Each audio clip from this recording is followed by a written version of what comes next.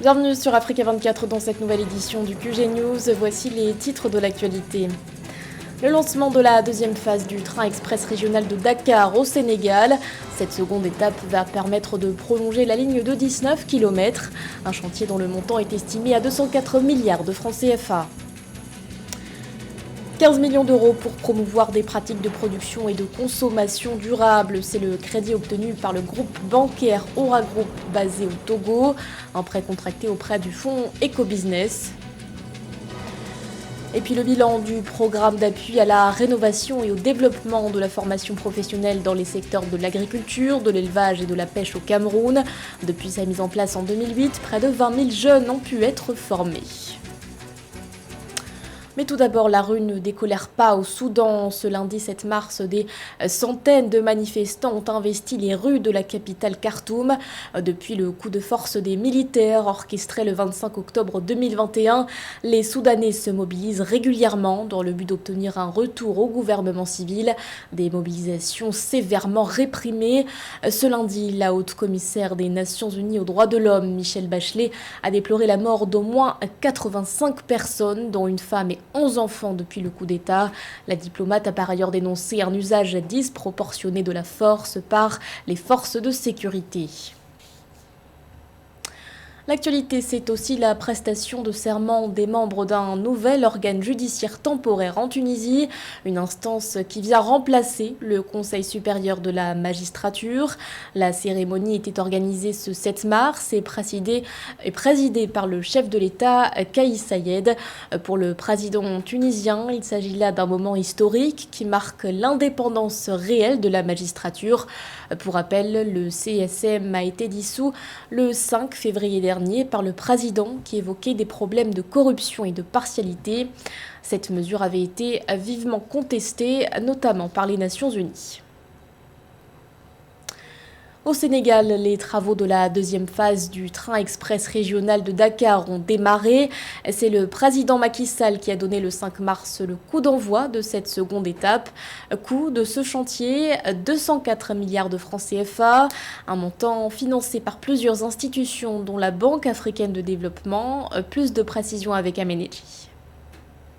Au Sénégal, le président de la République Macky Sall a lancé le samedi 5 mars 2022 les travaux de la seconde phase du train express régional TER pour environ 204 milliards de francs CFA. Le nouveau tronçon de 19 km va relier la ville de Diamniadio à l'aéroport international Blaise Diagne AIBD. Prévu sur une durée de 21 mois, les travaux visent à élargir la desserte de ce nouveau mode de transport à certaines villes situées en périphérie de Dakar qui ne bénéficient pas vraiment de l'offre depuis l'inauguration de la première ligne. À partir du moment où vous améliorez la mobilité urbaine des personnes, vous leur permettez de travailler un petit peu plus, de travailler beaucoup plus même.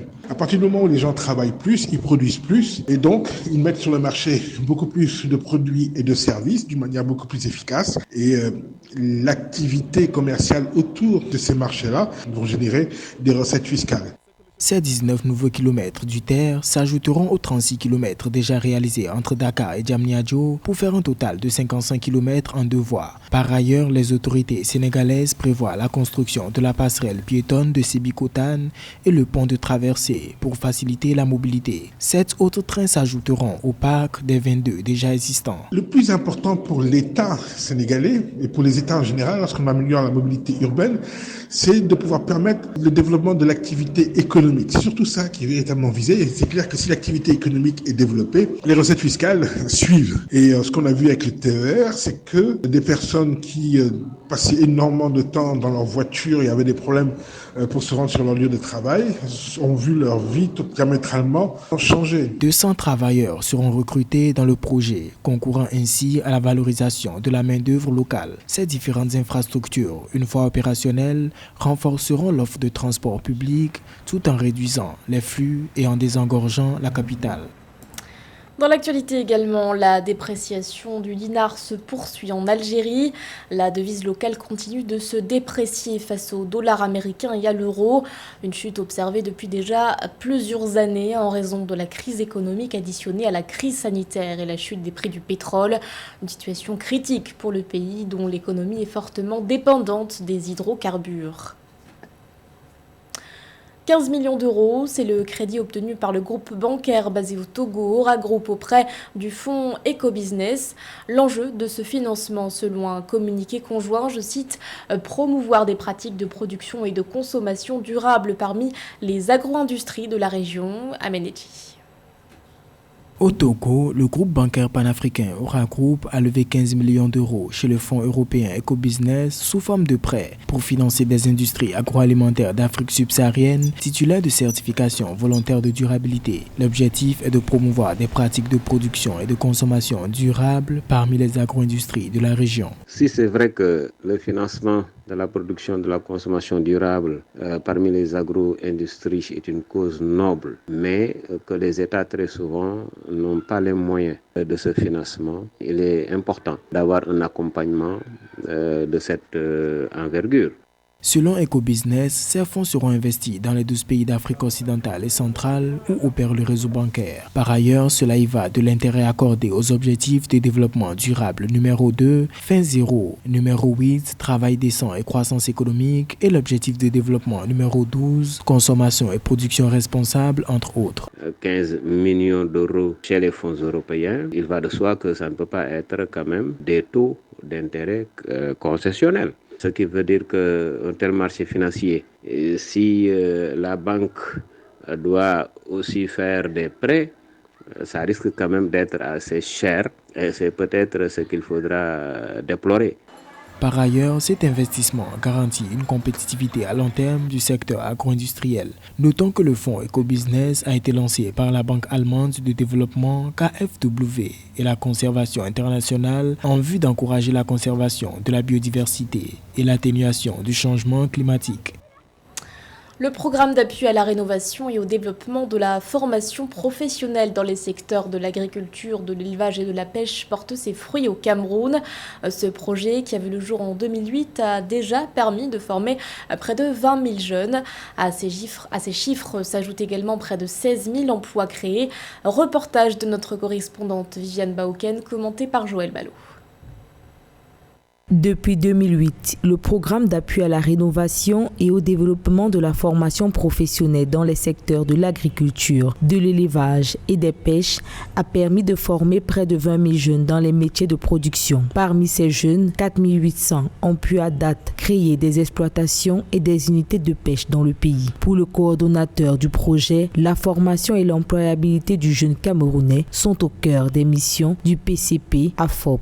Mais il faut dire que c'est ce qu'on voit. Mais il faut dire que ces jeunes sont positionnés dans 15 filières stratégiques où ils font de la production, de la transformation et de la commercialisation et génèrent, on vient de le calculer à partir de notre logiciel sur l'économie de la formation, le retour sur investissement, ils génèrent aujourd'hui 12 milliards de francs à partir de leur installation. Et il faut dire que nous avons calculé, le jeune coûte à l'État du Cameroun à peu près 2 millions pour sa formation et son installation. Et il rembourse à l'État au pays, il rembourse au pays 1 an et demi plus tard tout ce qui a été investi pour lui. Nous pensons que c'est donc une bonne allocation de ressources qui permet au Cameroun de se développer. À côté de ces missions de formation, le programme d'appui à la rénovation et au développement de la formation professionnelle est également une niche d'emploi. Depuis sa création, il a contribué à la création de près de 16 000 emplois dans les domaines de l'agriculture, de l'élevage et des pêches. À long terme, le programme vise à institutionnaliser le dispositif de formation et d'insertion des jeunes, ceci à travers le développement des bassins de production. Les jeunes sont aujourd'hui socialement reconnus, professionnellement reconnus. On leur donne une considération. Aujourd'hui, ils ont la parole en faisant le métier d'agriculture, élevage et pêche, ce qui n'était pas donné dès le départ. Nous pensons que cette reconnaissance sociale, professionnelle et économique, bien sûr, puisqu'il faut vivre du métier, nous semble être des résultats hautement intéressants que le programme a pu apporter dans le sillage économique du Cameroun. Lancé en 2008, le programme d'appui à la rénovation et au développement de la formation professionnelle dans les secteurs de l'agriculture, de l'élevage et des pêches fait face à un défi, celui de la pérennisation. L'enjeu aujourd'hui est d'insérer dans les cycles de formation des mécanismes de migration de l'agriculture classique à l'agroécologie. Dans le reste de l'actualité, l'attente est interminable pour la famille d'Olivier Dubois. Cela fait 11 mois que le journaliste est entre les mains du groupe de soutien à l'islam et aux musulmans. Il avait été enlevé le 8 avril 2021 à Gao, au nord du Mali. Depuis, ses proches ne cessent de se mobiliser en vue d'obtenir sa libération. Ce 7 mars, ils se sont réunis devant le Panthéon à Paris, un rassemblement initié par Reporters sans frontières. Le monde célèbre ce 8 mars la journée internationale des droits des femmes. Cette célébration est aussi l'occasion de donner un coup de projecteur au football féminin. À cet effet, le Maroc accueillera prochainement la CAN féminine prévue au mois de juillet. 12 équipes se sont qualifiées. Le point sur ces sélections avec José Douglas. Effectivement, gros coup de projecteur sur ce football féminin en Afrique, avec de nouveaux pays qui émergent dans la discipline, et nous l'avons encore remarqué lors des éliminatoires de la prochaine CAN qui se déroulera au Maroc. Un retour sur les derniers résultats et les qualifiés lors de cette dernière journée. Et le Burundi qui bat Djibouti 5-0, Namibie et Zambie font match nul, 1 but partout. Le Sénégal perd devant le Mali 1-0 mais gagne sur tir au but 3-2. Burkina Faso, Guinée-Bissau 1-0. Guinée équatoriale, Tunisie, 3-2 et la Gambie perd devant le Cameroun, 2-1. Côte d'Ivoire perd aussi devant le Nigeria, 1-0. Kenya-Ouganda est forfait du Kenya. Gabon-Togo, 2-1 pour les Togolaises et Botswana-Zimbabwe, 2-0 pour le Zimbabwe. Enfin, Algérie-Afrique du Sud, 1 but partout. Les qualifiés, donc le Maroc, pays organisateur, l'Afrique du Sud, le Cameroun, l'Ouganda, le Sénégal, la Tunisie et la Zambie. Une première pour le Burkina Faso, le Togo, le Botswana et le Burundi. Les Togolaises, toutes heureuses de participer à cette fête. On a dû se battre à fond pour y arriver. Ça n'a pas été facile, surtout d'aller battre le Gabon à domicile, mais on était motivés pour ça, on était dynamique. On avait la même vision et mobilisé surtout, et on l'a fait. Dans la sélection togolaise, entraînée par Mme Tometi Kai, nous retrouvons une joueuse qui évolue à l'étranger. Elle s'appelle Ouaidikou Mafili, attaquante à Yzeure en France. Et nous avons voulu en savoir un peu plus sur ce football féminin togolais. Il y a plein de filles qui jouent au football au Togo, et ça travaille partout, individuellement comme collectivement. Le Nigeria, l'Afrique du Sud, mais bon, on n'a pas peur. Le Cameroun aussi. Oui, il y a le Cameroun, bien sûr, mais on n'a pas peur, c'est l'objectif. Et c'est un rêve, donc tout va se jouer sur le terrain. On a 3 mois, on va se préparer pour ça. Cette CAN féminine est très attendue au Maroc. Celle prévue en 2020 devait se dérouler au Congo-Brazzaville, mais la CAF a préféré l'annuler car tout le continent était touché par le coronavirus. Ce journal a été réalisé par l'ensemble de la rédaction. Merci de votre fidélité. L'actualité continue sur Africa 24.